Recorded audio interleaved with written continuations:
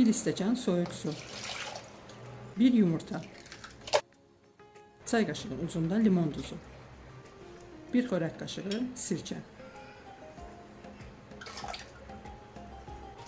Qarışdırırıq.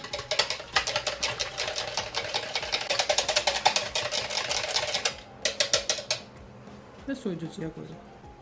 500 qram unu ortasından çuxur açırıq.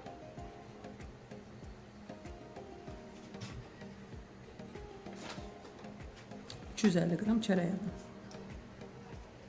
rendələyirik və əlimizlə un masalına getiririk.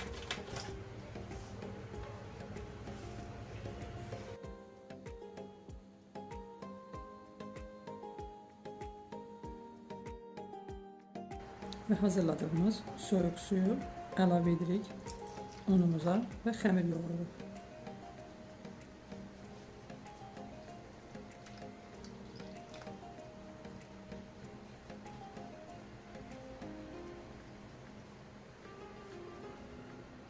Çalışın, çox yoğurmayın, əlimizə yağ əriməsin, istədiyiniz formanı ala bilmərsiniz.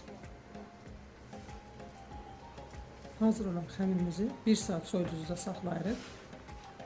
1 saat soyuducuda saxladıqdan sonra götürürük, 8-9 kündəyə ayırırıq.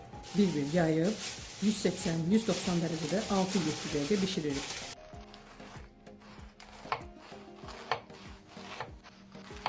Dadlı reseptlər üçün izləmədə qalın. Hazırlayacaq olanlara əvvəlcədən nuş olsun. İzlədiyiniz üçün təşəkkürlər.